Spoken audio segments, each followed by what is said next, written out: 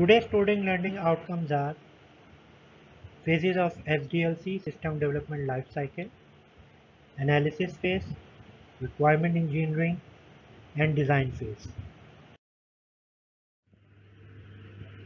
Now analysis phase.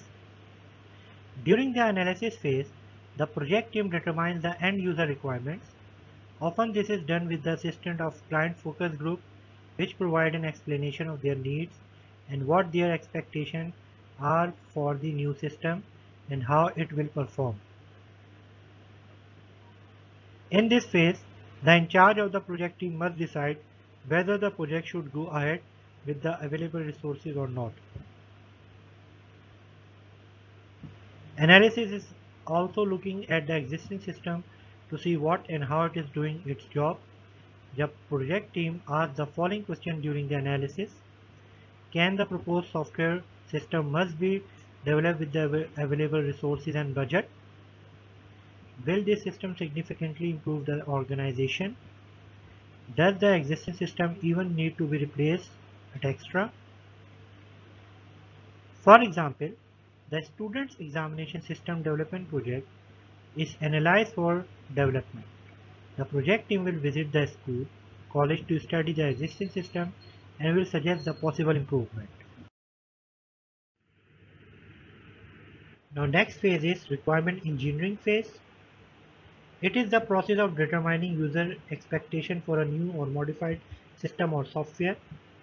Requirements engineering is a set of activities used to identify and communicate the purpose of a software system and the framework in which it will be used. Requirement engineering consists of the following steps: requirement gathering, requirement validation, and requirements management. Now next is requirement gathering. Requirement gathering is usually the first part of any software system development process. In this phase, meetings with the customers are arranged, the market requirements and features that are in demand are analyzed. These requirements are of two types: functional requirements and non-functional requirements. Functional requirements specify the software functionality that the developers must build into the product to enable users to accomplish their task. Non-functional requirements specify criteria for the judgment of the operation of a system. It describes that how well the system performs its duties. Requirements validation. Requirement validation is concerned with examining the requirements to certify that they meet the intentions of stakeholders. The validation differs from verification in the sense that verification occurs after requirements have been accepted. In requirements validation, the requirements elicited are reviewed to check that requirements are completed and accurate. The last phase of requirement engineering is requirements management. Requirements management is performed to ensure that the software continues to meet the expectation of the acquirer and user. Requirements management needs to gather new requirements that arise from changing expectation, new regulation or other sources of change. For example, in the student's examination system development project, the development team will gather the necessary information by conducting interviews of the user, giving questionnaires, or by reading existing documents. Now next phase is design phase. The design phase is the architectural phase of system design. The flow of data processing is developed into charts and the project team determines the most logical design and structure for data flow and storage.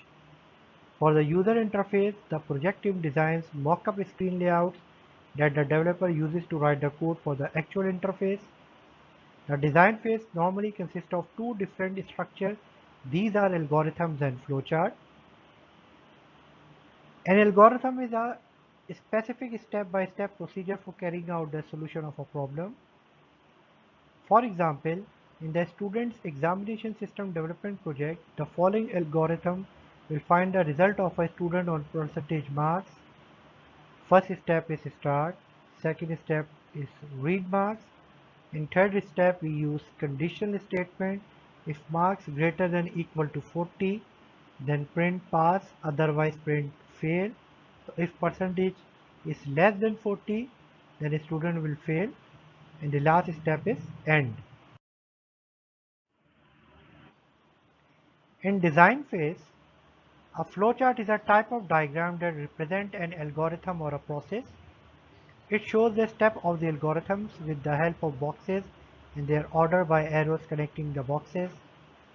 This diagrammatic representation of the algorithm gives a step-by-step solution to a given problem. The operations are represented in these boxes and the flow of control on the arrows. These flowcharts are used for analyzing, designing, documenting, or managing a process of programming in various fields. Now student, you can see the different symbols of flowcharts. First one is terminal, which is used for start and end of an algorithm. Second symbol you can see a parallelogram. It is used for input and output operation. You can see a rectangle processing box indicate process such as mathematical computation or variable assignments. You can see arrow sign. It is used for flow line or connect one symbol to the other symbol. Now decision box. It is used for represent decision structure such as if statement or last connector joining two kinds of algorithm flow. Here student, you can see an example of flowchart on the screen. In the student's examination system development project, the flowchart for the given algorithm will be as follows. This is the algorithm we have already discussed, and this is the flowchart of this algorithm. Now this is first step start, and we use here terminal sign for start and stop. Read marks, this is an input operation, we use parallelogram. You can see here arrow sign for connecting different operations. And third step, we use a condition statement. If marks greater than equal to 40, so we use decision box or diamond box for this purpose. If the condition is true, marks greater than equal to 40, then it will print pass. If the condition is false, it will print fail. And in the last step, we have used terminal sign for end or stop operation.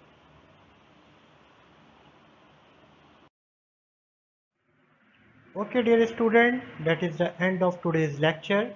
Now it's your turn. Challenge yourself. You can see few questions on the screen which are based on today's lecture. Kindly solve them. Thank you.